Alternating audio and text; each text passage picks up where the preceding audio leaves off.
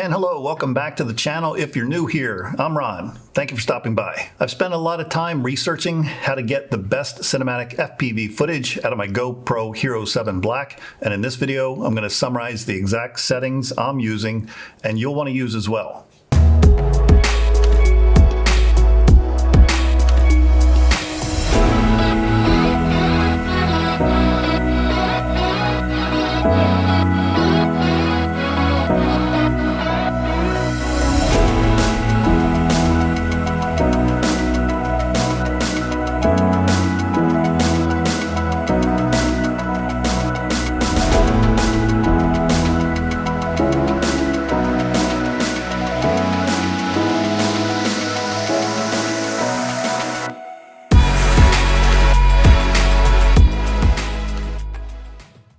In the interest of saving time, I'm not going to summarize what each GoPro setting does. I'm just going to give you the settings you'll want for the best FPV footage. Now, use these settings, don't use these settings. It's entirely up to you. Just trying to save you some time.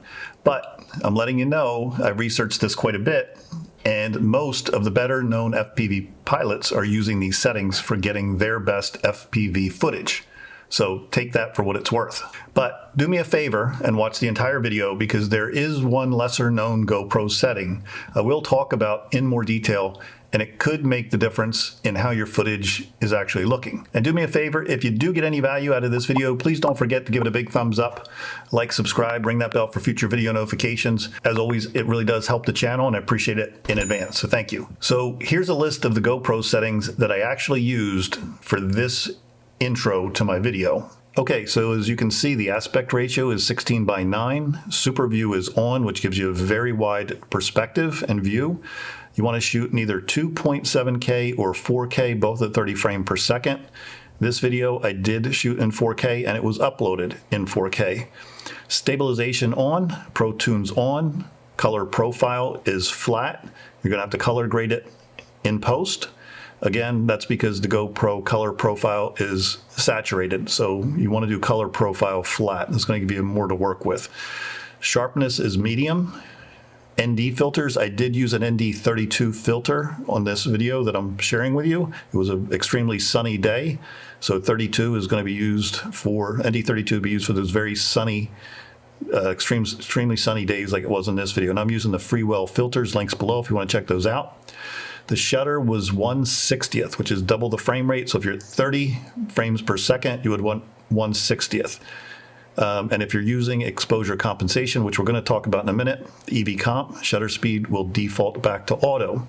ISO minimum was 100, maximum was 100. Now, you can use ISO max, I would say no higher than 400, and 400 would be for very low light or evening conditions. So just something to keep in mind there. In this video, I was using ISO minimum 100 and max 100. And the EV comp, if it is set, it was set to -1.5 for very sunny days. And again, we're going to cover that in a second. Now, one feature in the GoPro that doesn't get much attention, but it really can improve the quality and the consistency of your videos, it's exposure value compensation, or EV comp. Now, just keep in mind, you can adjust these settings directly from the LCD touchscreen on the GoPro itself, or launch the GoPro app on your phone and control the settings from the app. Personally, I'm finding it easier to control the settings directly from the LCD screen on my GoPro. Exposure value compensation affects brightness of your videos and your photos. Adjusting the setting can improve the image quality when shooting scenes with sharply contrasting lighting conditions. Options for this setting range from a -2.0 to a +2.0, and the default value is 0.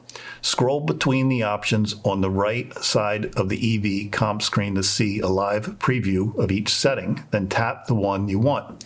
Higher values result in brighter images, lower values result in darker images. Now, something I want to mention, and it's not being mentioned in a lot of other videos, this setting is only available if your shutter is set to auto. If your shutter is something other than auto, you won't see the EV comp setting in the GoPro app, or it will be grayed out on the actual touchscreen.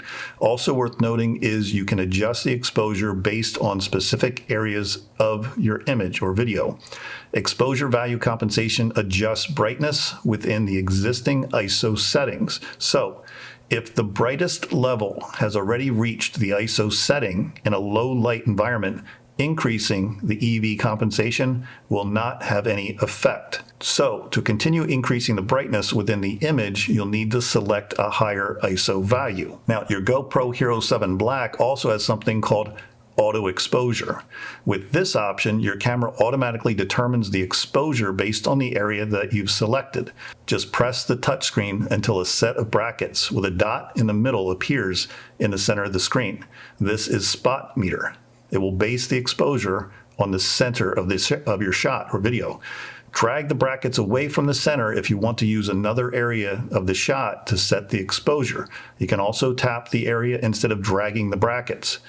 If the exposure looks good, tap the check mark in the lower right-hand corner to keep that setting. And finally, you can also have a locked exposure. With this option, your camera locks the exposure until you cancel it. If you're flying FPV on a sunny day, you might try locking the exposure toward the ground, toward the bottom. That's what I did in this video that I used for you guys in the intro. Locking the exposure will help prevent your shots from being underexposed or too dark on those really sunny days where the sky's really bright.